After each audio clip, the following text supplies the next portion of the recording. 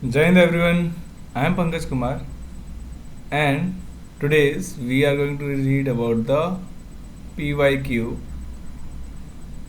of Principles of Inheritance and Variation. Okay, Principles of Inheritance and Variation. So we are going to read this POIV, and from this chapter each and every year they will ask at least four questions. The average is the four questions for the from this chapter. And if you see the connection of this chapter, there will be connection of this chapter from the cell cycle and cell division. Okay, cell cycle and cell division, and from cell cycle cell division specifically there will be relation between the recombination. Okay, the crossing over which is occur in the packeting stage. So that is a link between the recombination, this principle of inheritance and variation. So the important thing is to solve question in within a time. I am bringing you the chapter and the concept which will help you in the solving the questions from this chapter. Before moving on, I would like to tell you कि किस chapter से, इस chapter के कौन से topic से ज़्यादा questions पूछे जाते हैं. तो इसके टॉपिक्स है जो मेंडेलियन लॉ है, मेंडल के लॉ से, ओके, मेंडल के लॉ से, इनकम्प्लीट डोमिनेंस से,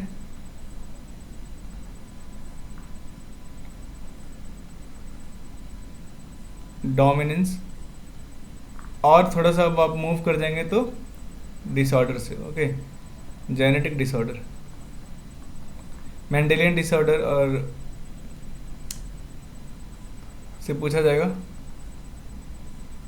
और या फिर क्रोमोसोमल एब्रेशन से पूछा जाएगा. तो जेनेटिक डिसऑर्डर से क्वेश्चंस पूछे जाते हैं ज़्यादातर. और बीते सालों में पहले म्यूटेशन से कुछ क्वेश्चंस, बहुत ही रेयरली क्वेश्चंस पूछे गए हैं, और सबसे ज़्यादा क्वेश्चंस पूछे जाते हैं इस टॉपिक से, इन दोनों टॉपिक से. ओके, इस चैप्टर के इन दो टॉपिक से. तो देखते हैं किस तरह से क्वेश्चन पूछा गया. पहला क्वेश्चन आपके स्क्रीन के सामने है. पहला क्वेश्चन कह रहा है how many of, okay, how many of true breeding plant varieties did Mendel select as a pair which were similar except in one character with the contrasting trait. Okay, so ये question कह रहा है कि कितने सारे true breedings plant varieties Mendel ने select किए थे, और विच वर सिमिलर, जो आपस में सिमिलर थे, except in one character with the contrasting trait. So आपको इसमें कुछ ज़्यादा दिमाग नहीं लगाना. जो भी मेंडल्स ने जो कैरेक्टर्स ढूंढे थे, टोटल 7 कैरेक्टर्स ढूंढे थे. ओके, और ये 7 कैरेक्टर्स कैसे होते हैं, this all 7 characters are contrasting in nature. Okay, contrasting का मतलब आप समझ सकते हैं जो झलकता हो डायरेक्ट, कि जैसे मोटे का पतला, लंबे का छोटा, गोरे का काला, ये इस तरह से कैरेक्टर्स बताना चाहता है. तो यहाँ पे आंसर क्या होगा इसका, टोटल एक कैरेक्टर के 2 अलग अलग ग्रुप हुए, तो एक जीन के 2 अलग अलग अलील कह सकते हैं. जैसे कि अगर मैंने बोला कि एक कैरेक्टर की आप बताइए कि आपके चेहरे का रंग क्या हो सकता है, तो चेहरे का रंग या तो सांवला हो सकता है या तो गोरा हो सकता है. ठीक है, एक और कलर हो सकता है इन द सेंस. बट अगर मैं पूछूँ हाइट क्या है, तो हाइट या तो लंबी हो सकती थी या छोटी हो सकती थी. तो 2 हाइट, लंबी या छोटी क्या हो जाएगी, अलील हो जाएगी, और हाइट क्या हो जाएंगे उसके, जीन हो जाएगा. ठीक है, तो यहाँ पे टोटल हम लोग ने 7 कैरेक्टर्स थे, और 7 कैरेक्टर्स के 2 कॉन्ट्रास्टिंग कैरेक्टर थे. ठीक है, 2 कॉन्ट्रास्टिंग कैरेक्टर थे, तो ये इसका आंसर हो जाएगा, टोटल 14. सो यहाँ पे दूसरा क्वेश्चन कह रहा है which of the character which was not considered bye Mendel in his experiment on P. So Mendel के टोटल कितने कैरेक्टर्स है, टोटल मेंडल के 7 कैरेक्टर्स है, और इन 7 कैरेक्टर्स में से इनमें से कौन सा मेंडल द्वारा चूज नहीं किया गया था। तो देखो सीड हम लोग अगर देखेंगे तो अगर स्टेम तो था टॉल, इसको जब भी मैं आंसर लिख रहा हूँ तो मार्क कर रहा हूँ, यही आंसर होगा 14। सो अब जब इस क्वेश्चन में पूछ रहा है which of the following character which was not considered as a Mendel in experiment on a pea. So इनमें से दिए गए में से कौन से मेंडल, दिए गए में कैरेक्टर्स में से कौन सा कैरेक्टर मेंडल ने उपयोग में नहीं लिया था। तो stem and tall and dwarf. So stem का जो हाइट है, ये चलिए हाइट पूछ रहा है ना, तो हाइट वाला कैरेक्टर तो मेंडल ने ले रखा था, हाइट वाला कैरेक्टर मेंडल ने ले रखा था, ठीक है। पोर्ड शेप भी हम लोग ने देखा था, क्या था, इन्फ्लेटेड एंड कॉन्स्ट्रिक्टेड, तो ये भी था हमारे पास। सीड कलर भी था ग्रीन और येलो। लेकिन हम लोग ने ट्राइकोम के बारे में बात नहीं की थी। ट्राइकोम क्या होता है, ट्राइकोम जैसे कि जब भी रूट्स देखेंगे तो जो रूट्स की जो हेयर्स जैसे स्ट्रक्चर निकले रहते हैं ना, रूट की हेयर जैसे स्ट्रक्चर, और outgrowth of the stem you can see some hair like structures निकले रहते हैं ना, तो उसको हम लोग कहते हैं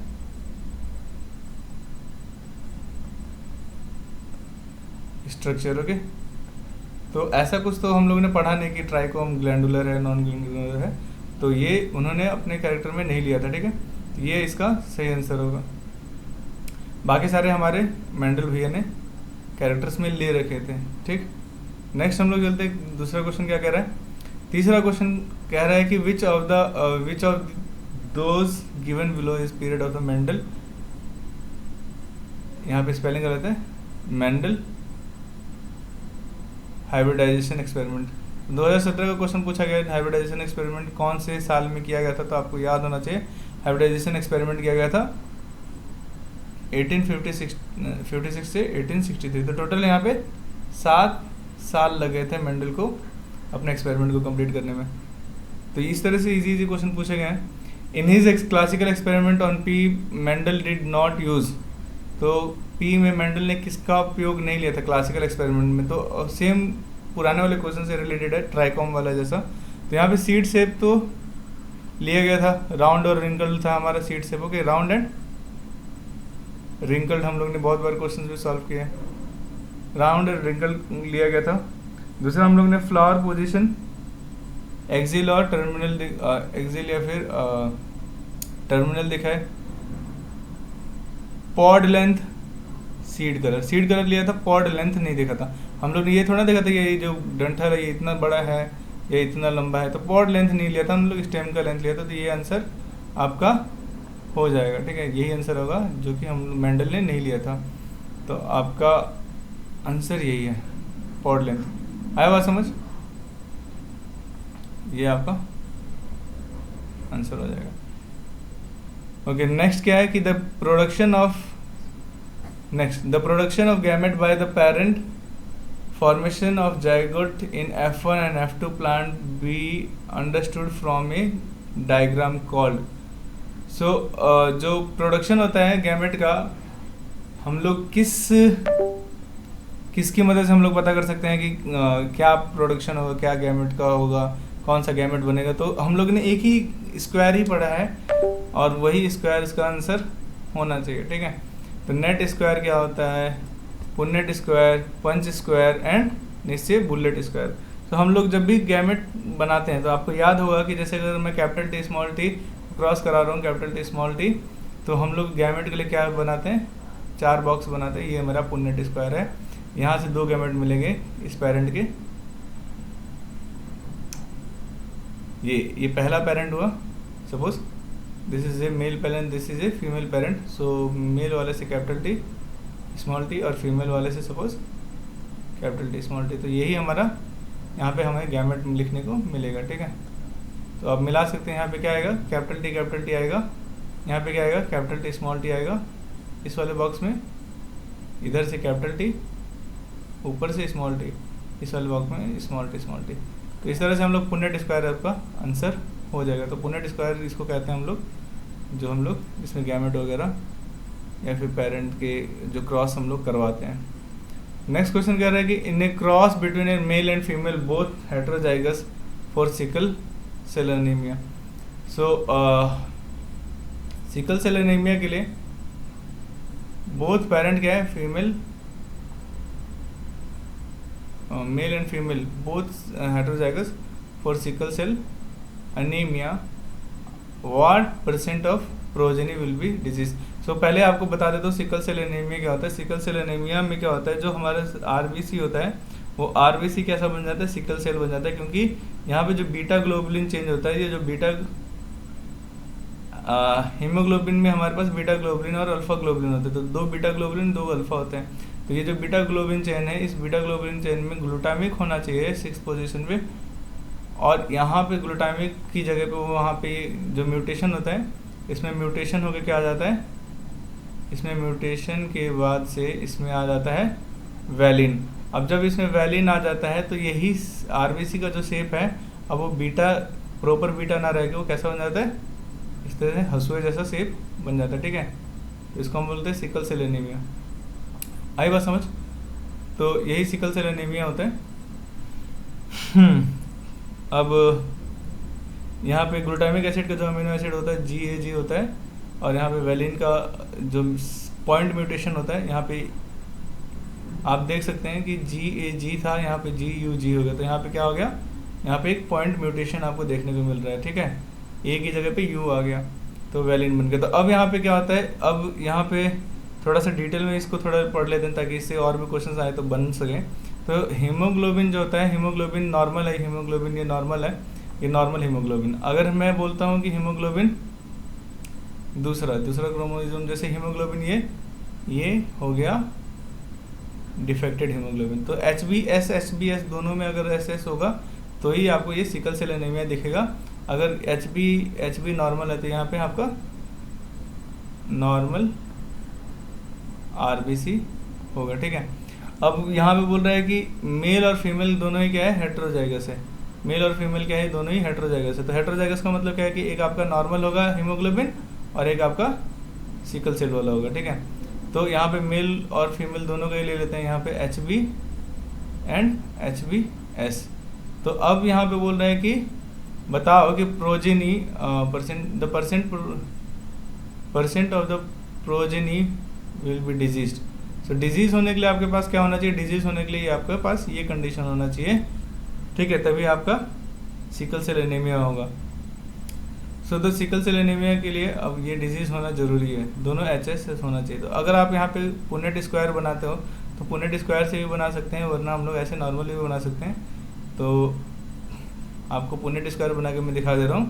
तो यहाँ पे एक गैमेट में HB आएगा और दूसरे गैमेट में आपको क्या आएगा, HbS आएगा। वैसे ही आप यहाँ पे ले लेंगे दूसरे पेरेंट का गैमेट HB और एक में HbS ले लिया। तो जब आप यहाँ पे क्रॉस करोगे तो यहाँ पे क्या आएगा, दोनों HB आएगा, ठीक है। यहाँ पे क्या आएगा, यहाँ पे आपका HbS आएगा, यहाँ पे आपका आएगा HB और HbS, और यहाँ पे जो आएगा HbS, दोनों ही HbS होगा। तो ये ही क्या होगा, वो डिजीज होगा। ये क्या होगा, डिजीज होगा। तो ये डिजीज कितना है, 1, ठीक है। डिजीज कितना है, 1। टोटल बच्चे कितने हैं, 4। तो 1/4 गुणे 100 कितना हो जाएगा, 25%, ठीक है। तो आपका आंसर क्या होगा, 25% ही जो बच्चे होंगे वो क्या होंगे, डिजीज। अब यहाँ पे इसी के साथ साथ आप एक और कॉन्सेप्ट समझो कि यहाँ पे देखो, ये तो ऑटोसोमल डिजीज है पहले, मतलब ये सेक्स क्रोमोसोम में तो था नहीं। हीमोग्लोबिन हमारा ऑटोसोमल डिजीज, मतलब ऑटोसोमल जीन से बनता है, ठीक। तो अगर मैं यहाँ पे आपको बताऊँ कि HbS क्या है, वो हमारा क्या है, याद रखना, सिकल सेल एनीमिया हमारा क्या है, यहाँ लिख रहा हूँ ऑटोसोमल हुआ, ठीक है। ऑटोसोमल मतलब क्या है कि जो सेक्स क्रोमोसोम नहीं होता, ये बीमारी ना ही X में होगी ना ही Y में होगी। X और Y को छोड़ के अगर ये बीमारी किसी और जीन से होती है उसको ऑटोसोमल कहते हैं, ठीक है। अब यहाँ पे ऑटोसोमल डोमिनेंट है या रिसेसिव है। डोमिनेंट का मतलब क्या होता है कि अगर एक भी S होता है, जैसे यहाँ पे एक भी S होता तो ये डिजीज हो जाता, अगर हो जाता तो ये डोमिनेंट होता, लेकिन ऐसा हुआ नहीं, क्योंकि यहाँ पे भी स्मॉल s है बट ये डिजीज नहीं है, it's not a disease. Okay, यहाँ पे ए कैसा है बट नो डिजीज, तो ये क्या कहलाया जाएगा? अगर डिजीज नहीं है तो ये कहलाएगा कैरियर। क्या कहलाएगा? ये कैरियर कहलाएगा, है ना। तो ये हमारा कैरियर कहलाएगा, और ये जो हमारा जो कैरियर है, ये जो हमारा कैरियर है, नो डिजीज है, मतलब यहाँ पे एक कैरियर है, और ये कैरियर पे बीमारी नहीं दिखेगी। बीमारी किस में दिखेगी? बीमारी आपको दिखेगा इस वाले केस में, जिसमें दोनों में एसएस होगा ना, दोनों में एसएस होगा तो बीमारी दिखेगी। तो ये क्या कहलाएगा? रिसेसिव, क्योंकि यहाँ पे एक स्मॉल एस होने के बावजूद भी यहाँ पे ये डिजीज नहीं हो रहा, तो ये क्या कहलाएगा? Recessive, autosomal recessive disorder. Got it? Now next question क्या है? Identify the wrong statement which refers to the gene IABO। तो देखो जीन IABO, ये बच्चों लोग को बहुत कॉन्सेप्ट प्रॉब्लम होता है इस चीज़ में कि ABO ब्लड ग्रुप में क्या होता है। तो यहाँ पे मैं थोड़ा सा बता दूंगा, थोड़ा सा समय ज़्यादा जाएगा, बट आप इसको पूरा समझ के जाइए, ठीक है। तो आई जीन क्या होता है? आई जीन क्या बनाता है? आई जीन जो होता है कुछ भी नहीं बनाता, ठीक है। लेकिन अगर IA होगा तो ये लिपोपॉलीसेकेराइड बनाएगा, लिपोग्लाइको,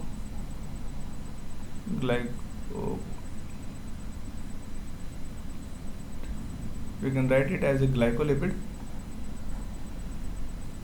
सो ये क्या बनाएगा? एक प्रोटीन बनाएगा कार्बोहाइड्रेट के साथ, तो ग्लाइकोलिपिड बनाएगा जो हमारा ए एंटीजन बनाएगा। क्या बनाएगा? ए।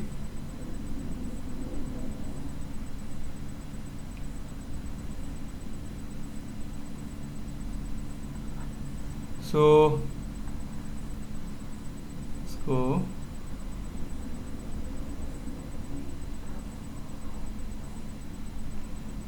better you just write it as a glycoprotein, not lipid। okay,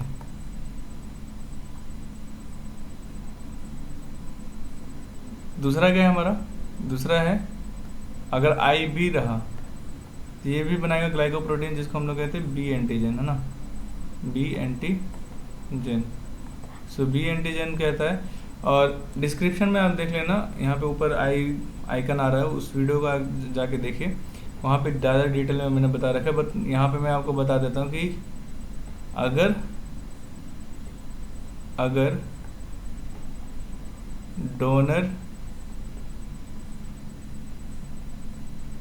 donor का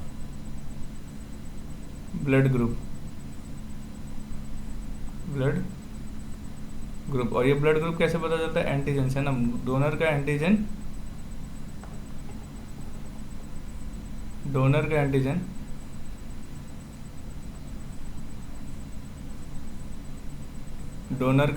antigen blood group recipient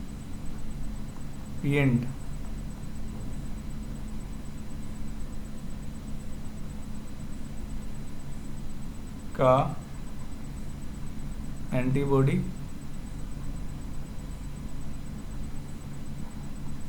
match नहीं होना चाहिए। ये किस चीज़ के लिए मैं बोल रहा हूँ? ये चीज़ मैं बोल रहा हूँ ब्लड ट्रांसफ्यूजन के लिए। किसके लिए? For blood transfusion. Okay, this is for what? Blood transfusion.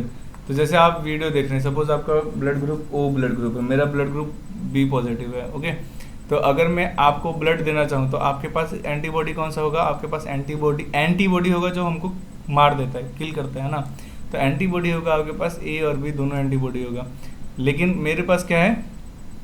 मेरा ब्लड ग्रुप B है, तो मेरे पास कौन सा ग्लाइकोप्रोटीन है? मेरे पास B एंटीजन है, मेरे पास B एंटीजन है, एंटीबॉडी नहीं है। तो अगर मैं अपना B ब्लड ग्रुप आपको दूंगा ना, तो क्या होगा कि आपका एंटीबॉडी अगेंस्ट मेरा B, एंटीबॉडी B आपके पास है, तो मेरे ब्लड सेल्स को मार देगा। तो मैं आपको ब्लड नहीं दे पाऊंगा। एंटीबॉडी एंटीजन को ऐसे समझिए कि अगर टेररिस्ट है और एंटी टेररिस्ट है, तो अगर टेररिस्ट से बचने के लिए हमारे देश में कौन होगा, एंटी टेररिस्ट होंगे। तो कभी भी टेररिस्ट हमारे देश में आएगा तो हम एंटी टेररिस्ट मार देगा।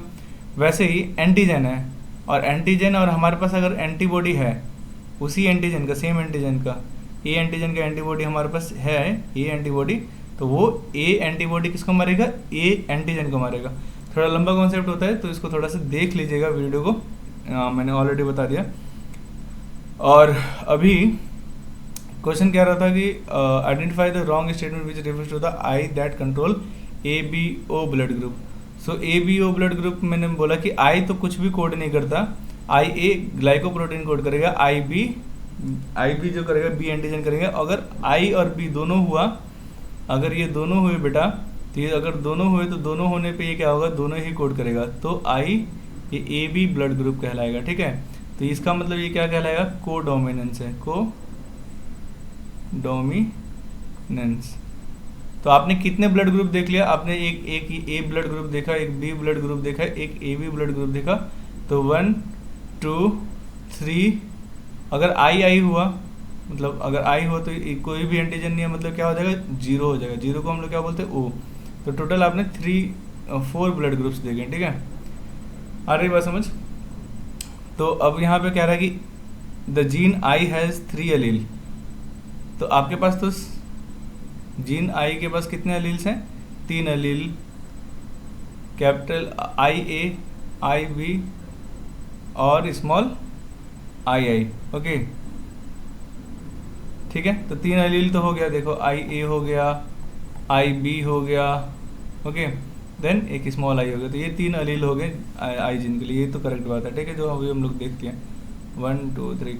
सो अब दूसरा क्या है, दूसरा स्टेटमेंट कह रहा है a person will have only 2 of the 3 allele. हम लोगों को क्या ढूंढना है, रॉन्ग ढूंढना है। तो अगर रॉन्ग ढूंढना है तो आप उसको मार्क कर लेंगे। मैं पहले बताता हूँ, रॉन्ग करेक्ट स्टेटमेंट जो भी पूछा होता है उसको मार्क कर देना। तो दूसरा स्टेटमेंट कह रहा है कि a person will have only 2 of the 3 allele.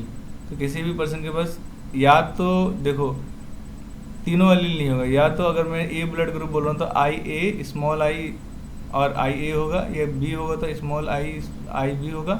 अगर AB है तो इसके पास जो ब्लड ग्रुप होगा उसका जो जीन होगा IA या IB होगा। ठीक है, अरे बात समझ।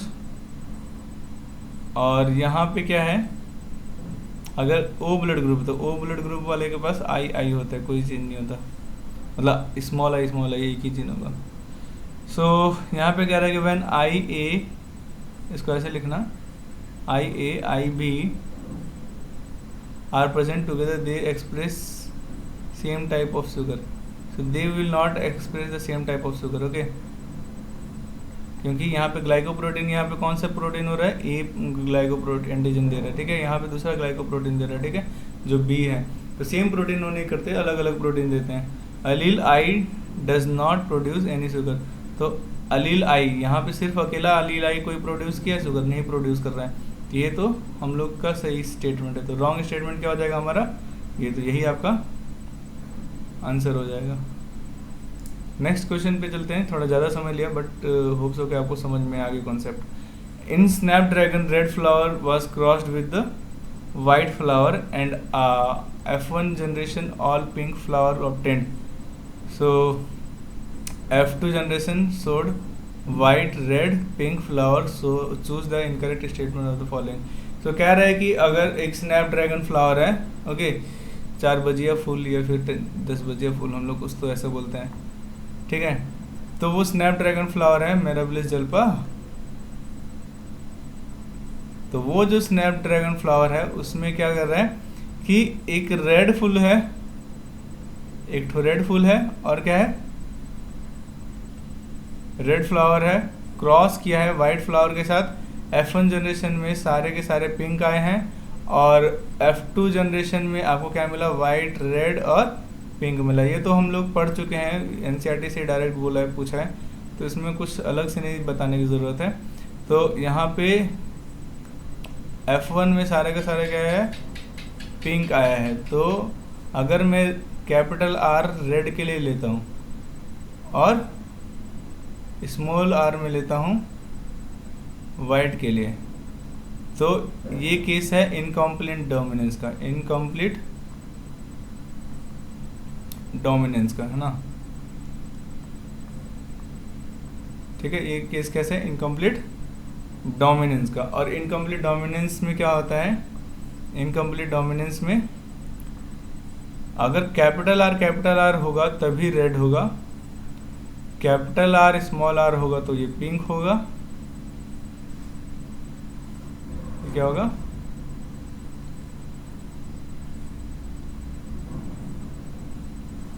ये होगा पिंक, और स्मॉल आर होगा तभी ये क्या होगा, वाइट होगा। तो यहाँ पे पिंक है बोलने का मतलब क्या है, ये कैसा जीनोटाइप है, कैपिटल आर स्मॉल आर है। यहाँ पे उन्होंने बोला कि वाइट रेड और पिंक मिला है, तो F2 जनरेशन में आपको क्या मिलेगा, F2 जनरेशन में कैपिटल आर स्मॉल आर भी मिलेगा, कैपिटल आर भी मिलेगा, और स्मॉल आर भी मिलेगा। ठीक है, तो यहाँ पे इसको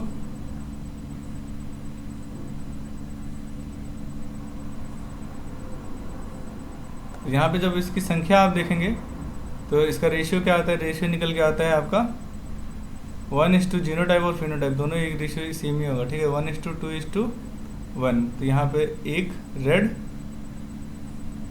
2 पिंक और एक वाइट फ्लावर आ रहा है। ठीक है, तो यहाँ पे देखिए segregation does not apply in this experiment.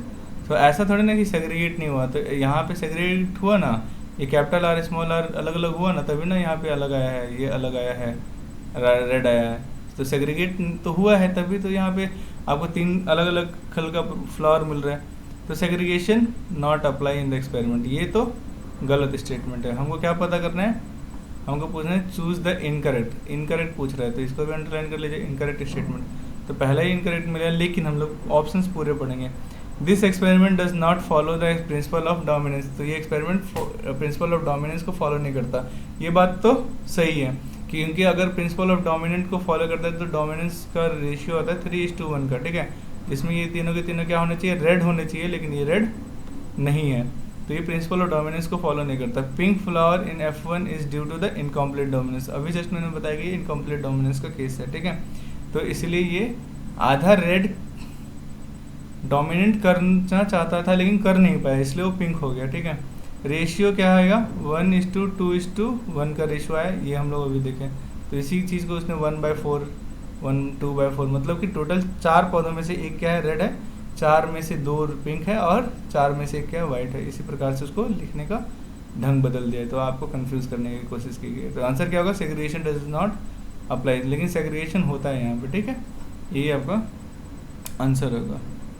So experiment verification of the chromosomal theory of the inheritance. Chromosomal theory of inheritance क्या बोलता है कि जो फैक्टर्स बोला गया था जीन, वो जीन जो जीन को फैक्टर बोला गया तो आगे चल के हमें पता चला वो यही जीन है, और यही जीन क्या होता है, एक क्रोमोसोम के अंदर होता है, और क्रोमोसोम ही बढ़ता है तो गैमेट में आता है। ये चीज़ हम लोग ने क्रोमोसोमल थ्योरी ऑफ इनहेरिटेंस में बताया था, और वही क्रोमोसोम में रिकॉम्बिनेशन होता है तो वेरिएशंस आते हैं। तो इस चीज़ को एक्सपेरिमेंट को प्रूफ करके इसको सर्टन एंड बोवरी ने एक्सप्लेन किया था पहली बार, लेकिन जो एक्सपेरिमेंटल प्रूफ जो दिया था वो मॉर्गन ने दिया था।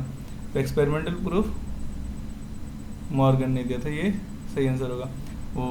सो यहाँ पे बोल रहा है कि what map unit it is, we have to tell in the Santi-Morgan, is adopted in the construction of genetic map. So यहाँ पे पूछ रहा है कि इसमें से सेंटी-मॉर्गन में को लेके कौन सा स्टेटमेंट सही है। तो यहाँ पे बोल रहा है एक यूनिट। ठीक है, एक यूनिट मतलब इकाई, यहाँ पे क्या लिखना है आपको, इकाई। ठीक है, तो एक इकाई, एक यूनिट सेंटी-मॉर्गन मतलब क्या, एक यूनिट सेंटी-मॉर्गन का मतलब क्या होता है, एक यूनिट सेंटी-मॉर्गन का मतलब होता है कि उसके परसेंटेज ऑफ 1% रिकॉम्बिनेशन हो सकता है, या 1%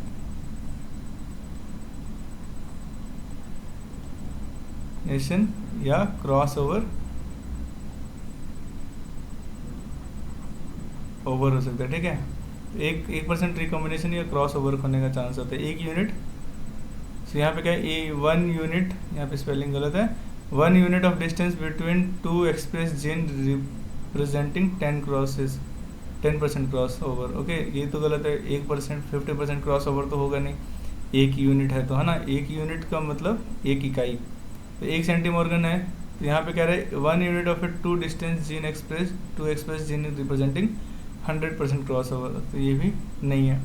1 unit distance between gene of A crossing over is 1 cross over, तो यही आपका सही आंसर होगा। इसको मैं थोड़ा सा ज़्यादा समय ना लेते हुए बहुत कम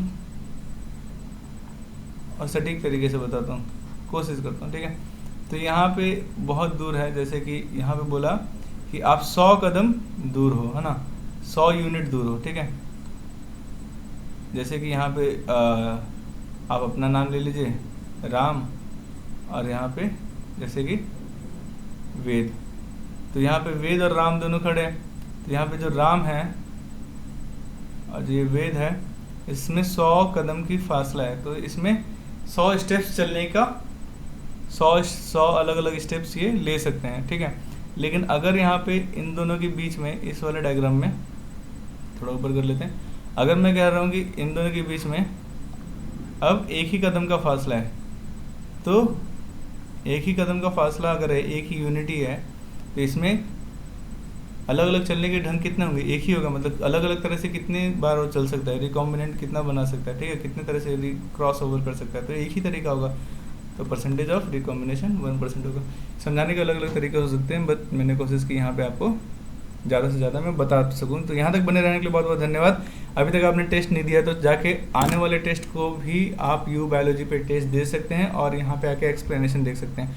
तो बने रहने के लिए बहुत बहुत धन्यवाद। यू बायोलॉजी को डाउनलोड कीजिए, चैनल को सब्सक्राइब कीजिए ताकि सही सही एक्सप्लेनेशन दोस्तों तक भी पहुँचे। बने रहने के लिए धन्यवाद। Thanks for watching.